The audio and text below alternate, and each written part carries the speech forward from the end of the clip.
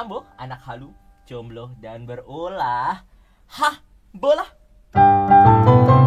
Hai, guys kalian. Wah, akhirnya setelah sekian lama ya, aku kembali ke studio ini untuk membuat podcast Bola. Dan di episode kali ini aku ingin memulai dengan menyampaikan pesan spesial kepada orang spesial. Dear Bapak Mas Menteri Nadiem Makarim. Maaf sekali Bapak, tapi menurut saya program P5 yang ada di kurikulum Merdeka Baru Bapak merupakan program yang sangat problematik. Seperti yang kita ketahui, apalagi sebagai siswa SMA ya, program P5 merupakan program yang ada di kurikulum Merdeka dan pertama kali diadakan pada tahun 2022, di mana kita ini mengalami pengetahuan, yaitu belajar dengan aktivitas secara langsung. Tapi sejak pertama kali diadakan ini, P5 itu telah menuai banyak sekali pro kontra loh.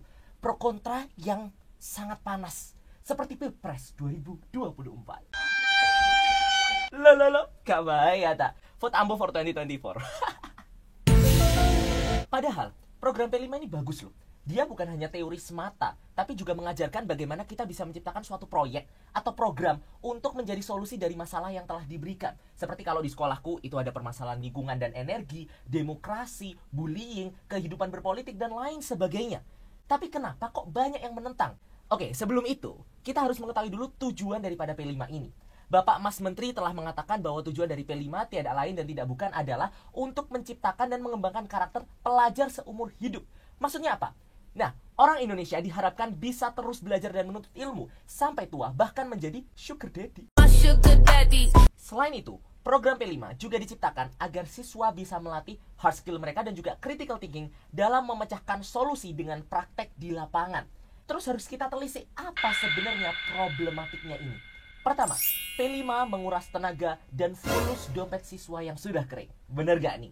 Ini aku sering banget dengar dari teman-temanku yang mengeluh, juga aku lihat dari TikTok, bahwa para siswa itu sering kali mengeluh biaya yang diperlukan untuk membuat proyeknya, aktivitas, setelah itu juga transportasi dan lain sebagainya untuk program P5 ini sangatlah mahal.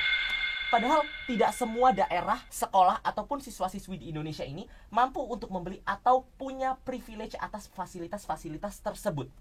Tapi ini nih yang menjadi jeritan hati utama daripada siswa, yaitu program P5 menguras tenaga kami semua. Pak Pep, singkatannya P5 apa? Pegel, pusing, pening, paringi sabar, peh. Gak kuat aku. Karena kita sudah belajar mati-matian dari pagi sampai sore. Kita menguras energi, setelah itu kita disuruh membuat program P5. Dan perkaranya adalah program P5 ini bukan hanya 1-2 hari, tapi bisa sampai 1-2 bulan. Bener nggak tuh? Jadi kalau kata orang zaman sekarang tuh, bikin gila.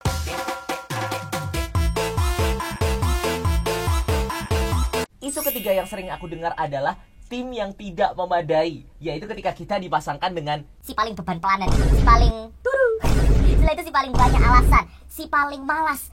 Hal tersebut tentunya bisa membuat kerjasama tim menjadi tidak serasi, tidak kompak, sehingga proyek yang dihasilkan ataupun proposal yang diajukan bisa jadi gagal atau ditolak.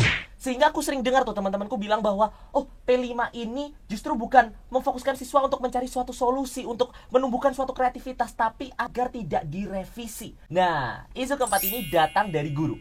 Ambil saja contoh melansir dari Kejar Cita.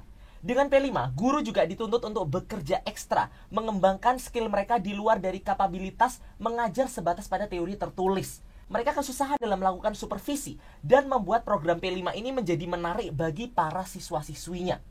Tapi, aku tidak setuju dengan pendapatnya.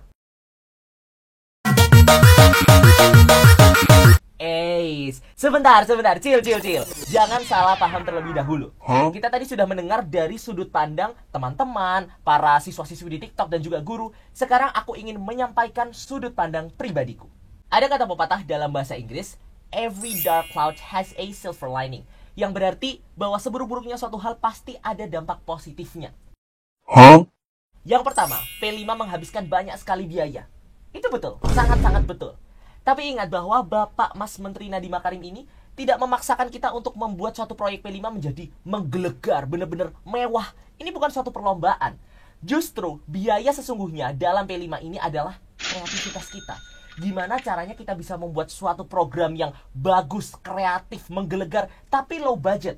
Dan itu bukanlah hal yang mustahil, teman-teman. Oh my God! Lalu yang kedua, P5 menghabiskan banyak sekali energi. Itu juga benar. Tapi lihatlah dampak positifnya. Akhirnya kita bisa terbebas dari pelajaran yang benar-benar boring banget. Teori after teori after teori. Karena dulu kita sering kali berpikir bahwa apa sih belajar teori-teori gini juga gak akan berguna di kehidupan nyata. Tapi at least dengan P5 ini kita bisa melihat bahwa ilmu-ilmu tersebut berguna bukan? Kita bisa melatih hard skill kita bisa mengembangkan critical thinking kita. Terus ada juga kata pepatah, Jer Basuki mawa bea. Iya memang energi yang besar ini menjadi biaya kita. Tapi untuk penukaran sistem pendidikan Indonesia yang lebih maju dan lebih baik lagi. Selain itu, konsep daripada pengerjaan program P5, yaitu tim, merupakan suatu tantangan yang menyenangkan gak sih, Rek? Jadi kayak pedes-pedes manis gitu.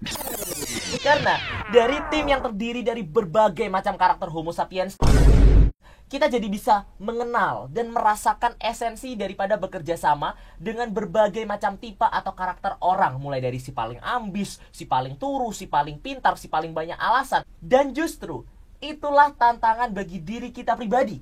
Karena sebagai calon pemimpin peradaban masa depan, kita ditantang untuk mencari cara menyatukan tim untuk mengajak semuanya bekerja sama dan menghasilkan suatu proyek yang berkualitas. Selanjutnya, terkait sistem pembelajaran itu sendiri. Di website official Kemendikbudristek Republik Indonesia, Bapak Mas Menteri Nadiem Makarim sudah menekankan bahwa dengan diadakannya program P5 dan juga kurikulum Merdeka ini, para guru, sekolah, dan juga elemen atau instansi pendidikan lainnya itu bisa lebih berfokus pada perkembangan karakter dan juga pemahaman yang mendalam akan ilmu pengetahuan yang dimiliki oleh siswa sebagai real ilmu yang bisa diterapkan dalam kehidupan sehari-hari dan bermanfaat. Bukan hanya sekedar ngisi di LJK ABC saja, tapi untuk tujuan yang lebih besar daripada itu.